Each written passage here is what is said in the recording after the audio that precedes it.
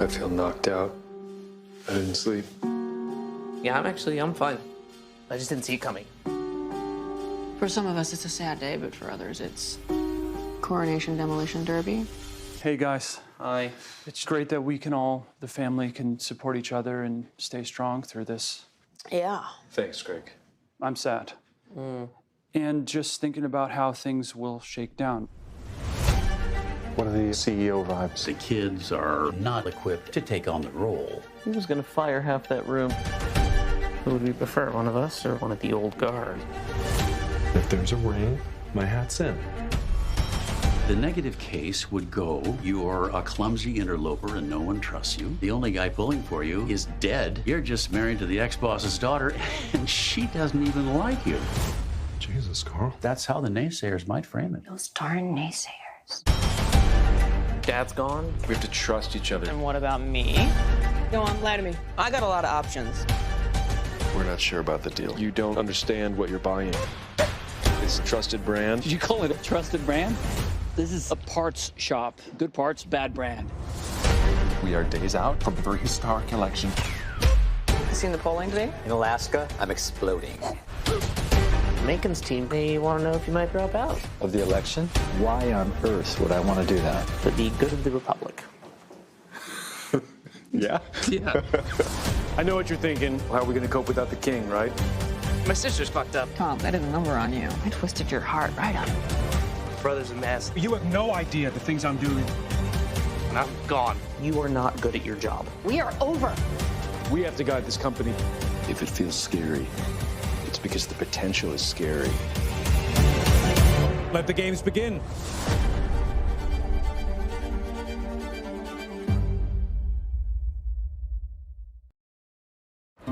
Is he gone, Frank? I mean, is he gone? I don't want to bullshit you, Ken. I think he went. I think he's gone. When Jesse told me that that was going to happen, I wasn't terribly surprised. I thought it made sense dramaturgically. And then when I read the script, I found it shocking and emotionally devastating. we didn't really have a death scene for Logan, and that was obviously intentional. We wanted to capture a feeling of death that people experience in the modern era of separation, of communication over phone and email. These things happen in all our lives, with our parents or anyone you love, anybody in your life, and something happens and they're just gone. I think it's going to have an extraordinary impact. We were sort of told ahead of time before we got the script what episode 3 was going to be about, but the way that it starts out for Roman with the disappointment that Dad's probably actually not going to go to his son's wedding. Are you going to make it at all? We got him some, Combined with having to have that conversation with Jerry, I feel like professionally it's the worst day of his life, and personally it's one of the worst days of his life too. What's going on, Roman? He has no idea how much worse it's about to get. Your dad is very sick. He's very, very sick. What? Being in that frame of mind for 2 weeks at a time is not healthy. To some extent, this is just, my job, and I'm trying to keep the emotional stakes up and put the character through that, and then go home. But the problem with that is going home, yeah, that was Roman going through that, but physically, I actually had to go through that, so I was sort of, it's this weird disconnect of, feeling physically like I've gone through some sort of emotional trauma, but I haven't.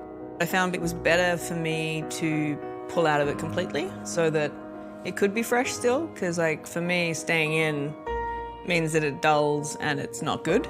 You are trying to live with and embody the death of a parent.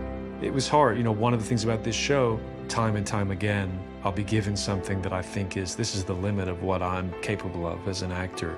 Here's my wall. And then you have no choice but to go through that. And this episode was one of those. Con. Did you take care of that for Con, us? Yeah. it's serious. Come here. I was taught a long time ago that you just have to accept the fact that your performance is going to come from all the other characters around you. If you're just open to what is going on. They think he's dead. And when Sarah came in to tell me, and Sarah was a puddle, that it was just like game over. You don't have to act. shooting the episode, honestly, it was quite exciting because it felt high risk. It felt like the most exciting episode we'd shot because it moves in real time. From that phone call to the end, things have to become an emergency. In the planning of the shots, it felt to me like the camera had to be almost sadistically voyeuristic. It had to stay really close without kind of taking its eye off them, because every time we cut away from the siblings, it seemed to let them off the hook. So we worked on this idea of how could we keep the action as fluid as possible so that, so it's unflinching. Mylod tried to credit me with this, but I think he was trying to be generous. It was his idea. Kieran and I had spoken about it. I think actually it might have been Kieran's idea. And we thought, what if we actually ran that whole sequence as one once we've done everything else? And so when we came in to shoot, I asked, are we still doing that? And he went, oh, good idea. Oh, good. To try to make it seem like it was my idea. Very nice guy. But that is what we ended up doing. We shot like 5 or 6 days of the sequence bits, and then we ran the whole thing. As it turns out, it's like a 27-minute long scene. It was like a 28-page scene, I think, which is very, very, very long. You know, on a movie, you'll shoot like a 2-page scene in a day. And we shoot on film, so that meant we can only shoot for 10 minutes, and then the camera needs to be physically reloaded with the new roll of film. So the camera operators worked on this idea of basically hiding rolls of film around the set and hiding a third camera body, doing super fast reloads so that one camera would always be running so they wouldn't have to reload at the same time. It was us doing like a one-act play on a boat in several rooms with background actors, with lighting everywhere with 3 cameras, and it was unlike anything I'd ever done before, and it was extremely exciting. We just did the one. And I think a massive percentage of that ended up being in the final cut. I think today's the day. Suddenly, episode 3, he's gone. And when you've removed that one element, you're going, well, where's the conflict? The idea of it not happening at the end of the season, but happening in an early or mid-season episode. You take all the places you'd expect such a kind of humongous event and play the exact opposite of that, and I thought that was just a brilliant, brilliant idea. There's a couple of sort of factors that play into where Logan's death falls in our narrative trajectory. One is a sort of base one of like, oh, maybe it'll surprise people. Oh, man. You know, I am not immune to such thoughts of wanting to keep the show exciting and fresh. I think much more prominent was the feeling that if we're going to do this, we don't just want to see people crying and then have a funeral and be done with the show. We want to see how a death of someone significant rebounds around a family. The sheer heft of that character and his presence, one can't help but associate that with Brian and his presence on set, and as such a huge gravitational force around which our creative work over the past few years has spun. When you're playing a part that is removed in that way, it has an effect on you. You feel, hang on, this is one of the greatest pieces of work I've ever been involved in, and suddenly it's no more. But it's also, it reflects what our existence is about, because we're here for a time and then we're gone.